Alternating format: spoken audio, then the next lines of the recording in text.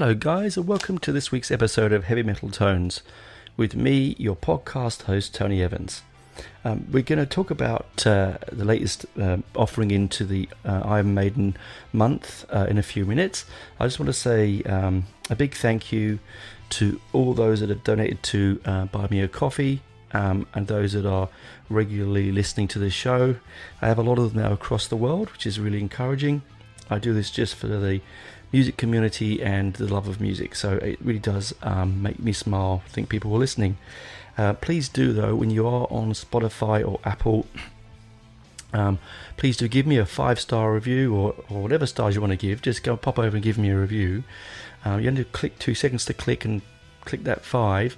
It gives me a bigger audience because the way the algorithm works, I get to more people will see my program, and we can all join in together with this nutty world we live in. Anyway, thank you for that. Thank you for the listening. Here we're going forward. So this week's episode, as you can tell by the picture and the thumbnail, if you're not if you haven't noticed just yet, it's Somewhere in Time. It was the Iron Maiden's album that they produced just after the World Slavery Tour of 84 and 85. It was a physically draining tour, 331 days, comprising 187 concerts. That resulted in exhaustion in Bruce Dickinson, and it's the reason why that he has no songwriting credits on this album, which is unusual. It's the only one with him in the band where this doesn't happen. The only material he did have was rejected, sadly. He wanted to go in a direction of sort of your Led Zeppelin, your Stairway to Heavens, and your and Zeppelin 4 and Physical Graffiti, and the band didn't want that. He wanted more acousticy stuff. He felt they were one-dimensional, and so I think honestly that's probably to do with the tiredness more than anything. But he was burnt out. I mean, that kind of tour these days probably easier because he'd fly them. He'd do stuff, and also there'd be more 5-star hotels and a bit more pampering. And I mean, they famously don't turn up to gigs to do walkthroughs and run-throughs and sound checks because they know their music after this many years. You can't blame them for not, and as they're getting on, it's easier to do that. There was songs on the album that came from previous recordings. So Adrian Smith wrote Wasted Years and Strangers in a Strange Land, which he had sort of had in the process previous to that. They were the 2 singles that come off the album. And they're the only 2 on the album not to feature synthesizers, and that's a really, really apt point there. This album, the reason I chose it is the sound, not so much the songs or their content, but the sound they produce. This sound is very sort of specific sound that they made for this album. Is very much the Maiden sound that I think of the most. Interesting, isn't it? You think, I think of the Power Slave or the Pordiano or the Number of the Beast. No, this one, Somewhere in Time. It's got my favourite Eddie. I think most people's favourite Eddies, to be honest. Cyborg Eddie. But also, it's just that guitar synth sound, and they didn't really use it afterwards, in small parts. I mean, it was down to Dave Murray experimenting with new equipment. This marked a change in the sound for Iron Maiden. It was their first with guitar synths, as I said. Although the next release in 1988, Seventh Son of a Seventh Son, had some keyboards on it. There's a difference between guitar synth and keyboards.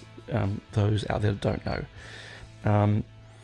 They also, it was the first time they'd taken time off between records. They'd always recorded once every year. This was the first time that they had a gap in between. And they didn't want to be hurried. Harris said that he finds this is the more expansive of the records because the bass and drums recorded in the Bahamas, the guitars and vocals recorded in the Netherlands, and the mixing taking place in New York. So very globe-trotting, and I think you can hear that in the sound. It has space and time themes, which Steve Harris has said that he doesn't consider it a concept album, even though the theme, a lot of the stuff mixed around the themes are space and time. I think, thinking back on it over the week that I've been listening to it and reading the notes, that even more so it would be, why you can see why he would have written that. That they've spent 331 days touring. That's almost the entire year working. That's not many days off. And so time becomes something that you'll think of a lot. Like I said before, as the great Douglas Adams said, lunchtime, time is an illusion, lunchtime doubly so. He used to say that he liked the sound that deadlines made as they whooshed past as well. But you can see why then that it would be sort of fixated within time, because they had used up so much of their time touring the amazing Power Slave album. So I really think, yes, it's a concept album. It's not a concept album per se. Could you find a story in it? No, but you can find a contextual link. Try and say that after 4 pints of lager. A contextual link through those. Okay, and again, the two singles, Wasted Years and Stranger in a Strange Land. Stranger in a Strange Land, not so much a time thing, although when we talk about it later on, you could probably understand why there is some time themes, but it's made like Wasted Years, definitely so. Heather Can Wait as another time-related one, if you think about it as well, and one of those favourite sing-along songs that they released. It runs in at 51 minutes and 18 seconds, so slightly longer than the previous few albums by maybe 2 or 3 minutes. There are themes like a song like Deja Vu, again, all to do with time and relapses of time and things happening before. Russell. Sorry, they're my notes. Okay. The two singles that were released off of it. So they both interestingly charted 18 in the UK charts. The first one was Wasted Years. The song deals with the subject of homesickness, alienation, never the negative aspects of the band's early long previous tours and personal problems that Smith and other members of the band were going through at the time. The chorus suggests the idea that one should move beyond past troubles and look forward. The original working title was Golden Years. And that can be heard on the Somewhere on Tour bootlegs. It is the first time that the solos are written wholly by. Hang on, that could be Somewhere in Time. Yes, it was. Scrap that. We'll go to ignore what I just said then. Okay. The video was shot in Frankfurt, and it features the video game Rock Band. The song is featured in the latest. Apologise for that. It's been one of those days. It was featured in the game Rock Band. Look, it is. Is it my favourite of the songs off the album? Probably not. Is it the best, most radio friendly? Yeah, I'd say it definitely is. It was the B-side of it actually is Life in the City by Smith's prior band Urchin. They recorded it originally, and then they re-recorded it for the band. It also became there's also a B-side again mocking Smallwood called Bayswater Ain't the Bad Place to Be. It's in the Quick Will Be Dead single, or the B-side of the Quick Will Be Dead single. The song is composed in the key of E of those people that are music note people. I'm just reading off some notes I wrote down here. I hope you're finding it informative and not boring. It was played a lot on the Ed Hunter tour and the Seventh tour, which I saw Maiden at Donington of the Seventh Son of the Seventh Son tour, and they played it there, and I remember it vividly. I'm very lucky to have been there. Okay, it was also covered by Adrian Smith's band Psycho Motel as well. Yannick Gers often played the solo on the Real Live tour. Judah Smith had been left the band previously. The next single that came off it was Stranger in a Strange Land. This is an interesting song. This is basically about the Arctic explorer who dies in the frozen ice, and 100 years his body is found preserved and by other people exploring there. Adrian Smith was inspired to write this by a song after talking to an explorer who had similar experiences discovering a body in the polar wastes. The guitar solo, as I was mentioning back earlier, which I got mixed up with, is the first that Smith played with where he didn't go at a breakneck speed. He felt he had breath and time to play, space to play. It wasn't as fast and as aggressive and as heavy as it had been in the past. It allowed him little time to stretch out, he said, in a 2020 interview. The cover of the single is quite iconic. It's probably the most iconic single, I think, outside of the Run to the Hills singles for me, with the Clint Eastwood Man with No Name Eddie, Cyborg Eddie in the hat and the gun. It truly is that, I think, that moment in Maiden, and we're going to talk about the cover on the B-side of this interview, this podcast, where there's so much to talk about that. It's going to probably take almost the whole second side. It's probably my favourite song on the album, for the fact that it does have that bluesy stretch in the guitars.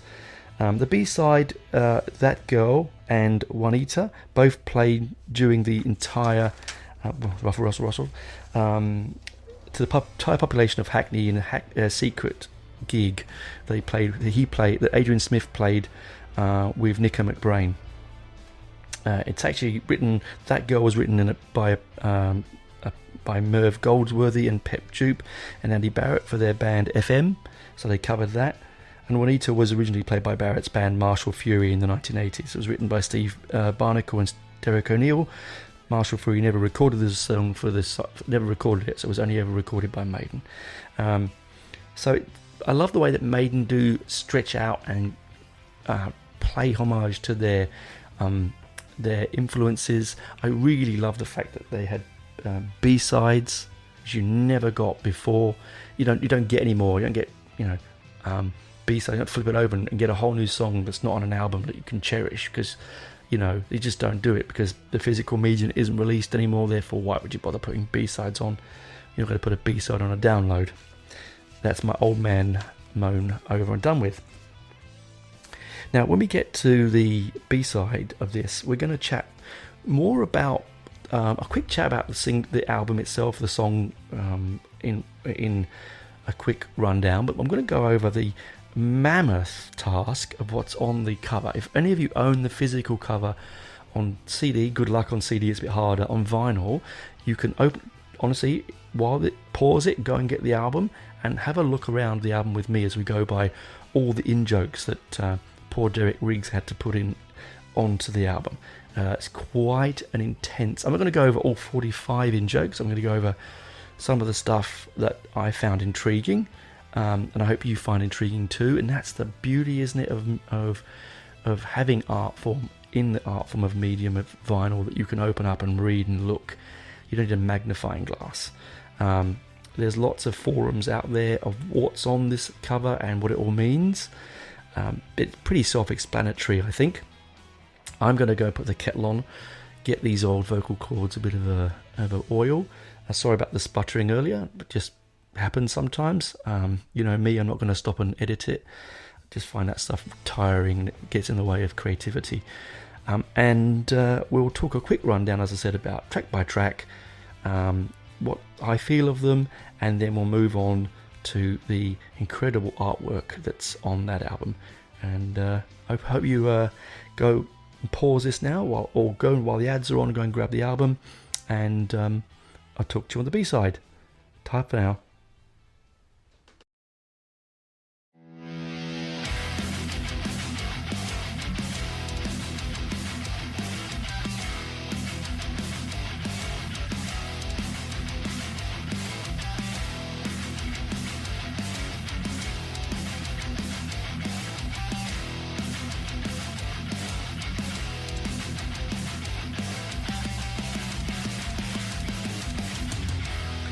Welcome back, guys. I've had my tea brewing for a minute or two while the ads were playing, and now we're ready to chat about the album itself. So, 51 minutes and 40 seconds, as I mentioned, 8 songs. The track order goes Somewhere in Time, Wasted Years, Sea of Madness, Heaven Can Wait, The Loneliness of the Long Distance Runner, Strangers in a Strange Land, Deja Vu, and Alexander the Great. Now, as I said before on the A side there previously, it is sort of a time-themed album. Your Wasted Years, as I mentioned previously, won't go into there. Sea of Madness, Heaven Can Wait. Again, Heaven Can Wait is about, I take on it that it's about someone who doesn't want to die yet. Heaven Can Wait. Time, I've got more time. The Loneliness of the Long Distance Runner is a classic. I believe it's a classic poem. I'm just going to check that 1 second.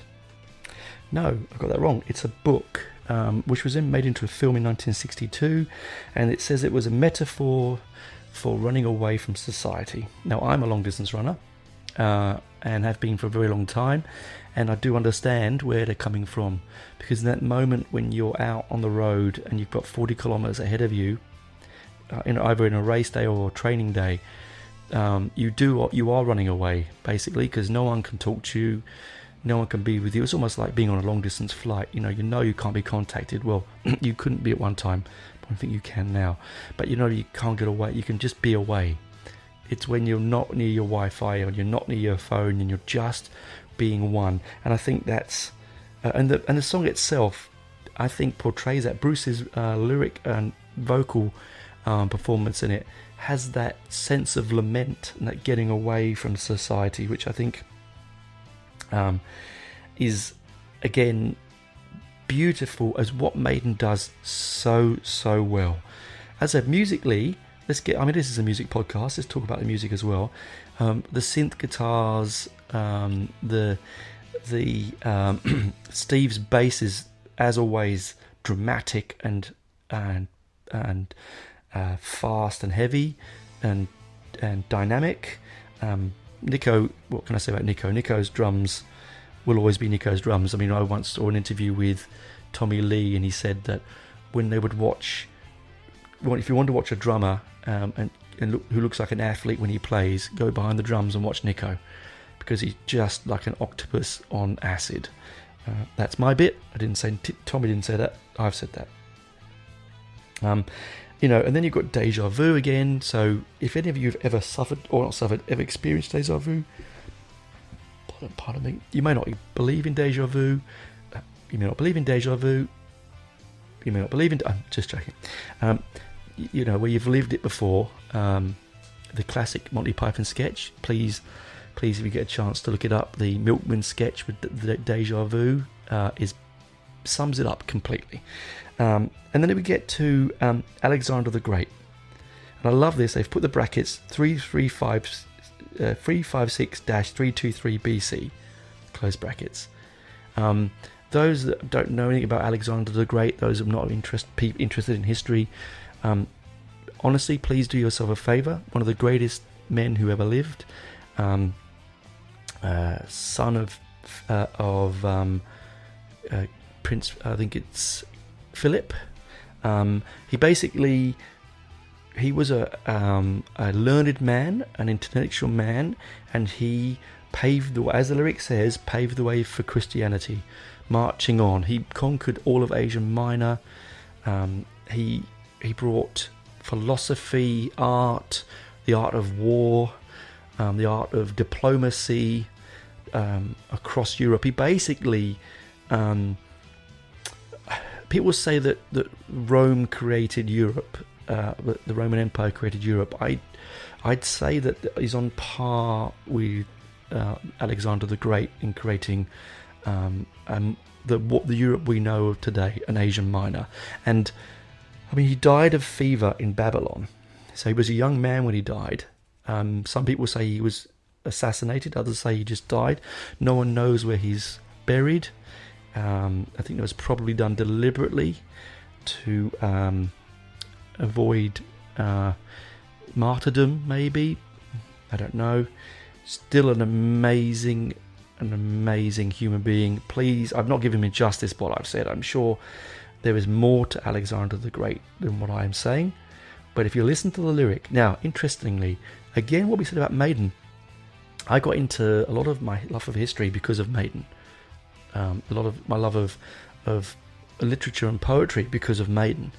And Alexander the Great was one of those first ones. I remember listening to the song and having to go, he died of fever in Babylon. Oh, looking, going to the library, was in the library, grabbing a book, a quick flick through a potted history of Alexander the Great. And you just, I mean, there's several names in history that you know of when you hear them and don't know much about. Alexander the Great, Hannibal, Julius Caesar, Mark Antony, Ptolemy. These people, you go, oh, I need to listen. I need to. And of course, Alexander the Great was around during the Ptolemaic, or just before the Ptolemaic Empire, and I think he was a pharaoh at one point. Fascinating man. Anyway, that aside, brilliant song. It has the feel, as that lovely spoken word intro.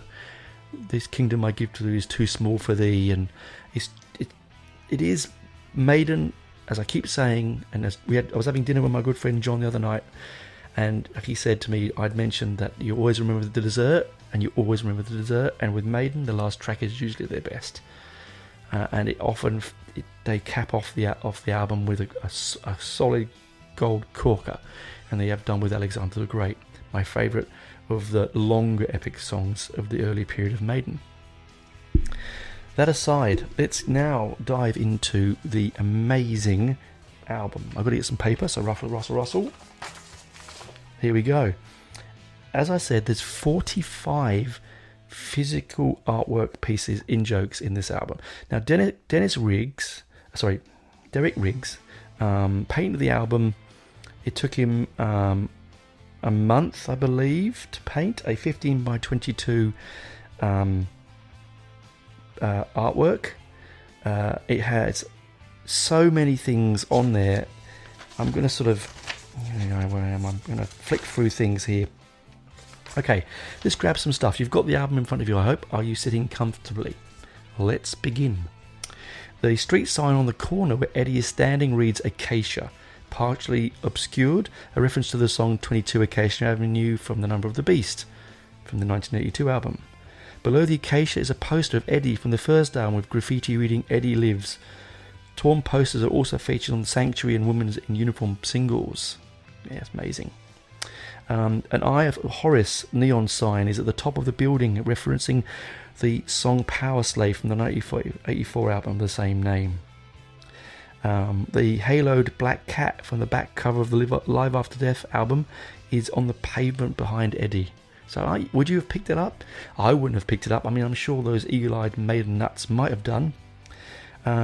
Derek Riggs' signature is to be found on Eddie's chest. I've looked for that. I didn't see it the first time. Yes, I saw it then. A clock reading 23:58, 2 minutes to midnight. Now that's also on the Wasted Years single cover, I believe. We've got below the clock there was a sign which reads Phantom of the Opera House, in reference to the song Phantom of the Opera from the first album. Again, love those little in-jokes. I mean, this Derek Riggs and the band really worked hard on that. Flying over the Aces High bar is a Spitfire, the same Spitfire from the Aces High cover. To the left of the Aces High bar are 4 letters in yellow and green. These are Hebrew letters spelling out the name of God, or Yahweh. That one, I'd love people to sort of get back on me and tell me what that's about.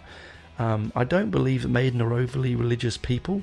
There's no, apart from Heaven Can Wait on the album, maybe that's the only one that sort of really talks about heaven. Anyway, so it might be that. Among the pyramids in the is a Grim Reaper, similar to that which appears on the covers to the Trooper and the Live After Death. And the pyramids are in the back, near the clouds. The cinema is named Philip K. Dick Cinema. Love that. Named after the author of Do Androids Dream of Electric Sheep, which is what the name of the short story was that they took for Blade Runner, which Steve Harris says the album is mainly based on or attributed to. More Blade Runner references include the Decker's department store, as in the Tyrrell Corp, sign both from the album, from the movie.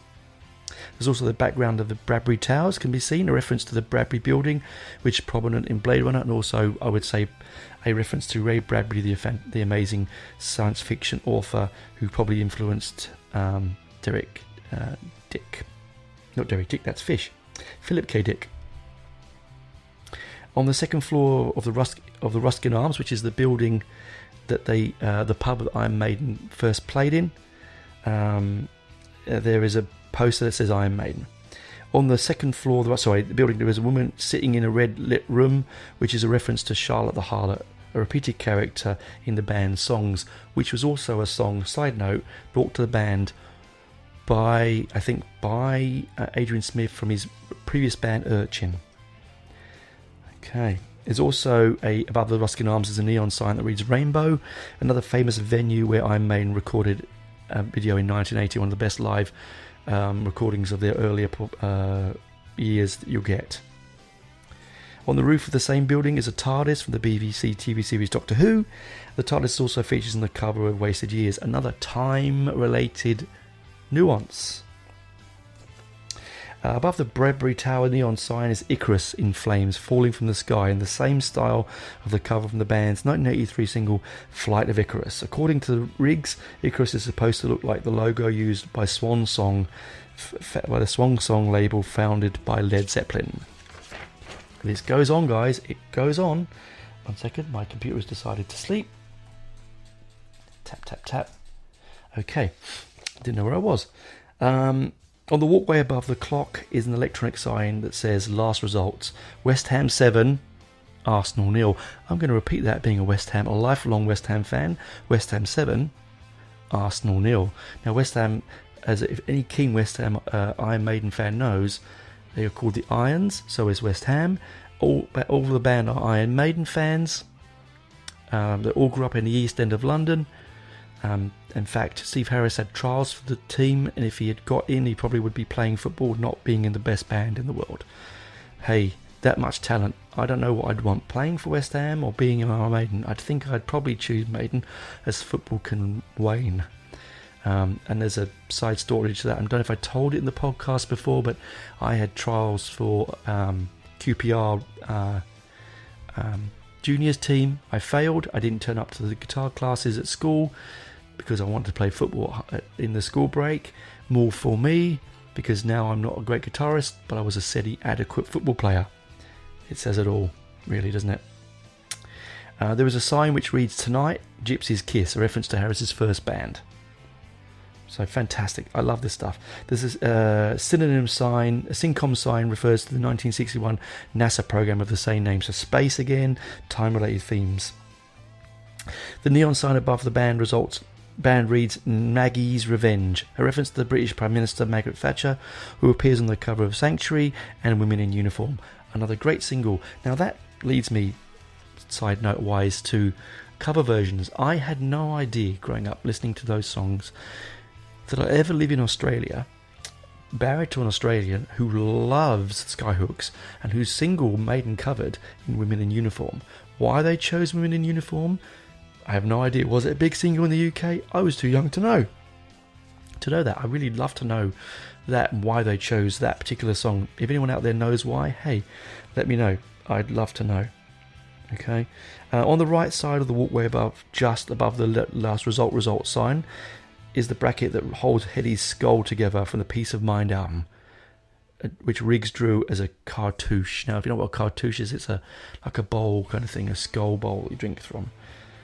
Fascinating input, So, I mean, I can go on and on there. I'm not going to bore you with so much, and I'd like you, the dear listener, to go in and have a look. Okay, there is one last one. To the left of the clock is a sign that reads Herbert Alice, a reference to the author Frank Herbert, who wrote the book June, upon which the Iron Maiden song To Tame a Land is based. Herbert had also died the same year, explaining the word Alice. The reference also refers to the unfriendly response the band received from Herbert via his agent regarding permission to use June as the song title. Beneath the Phantom Opera House sign, there is a sign that reads EMI-REC. All that band's albums outside of North America had been released on EMI Records. I'll leave it at that. Now, yes, so there are lots of fan-based websites, as I found, about this album cover. It is as intricate and as wonderful as the music that is held within it.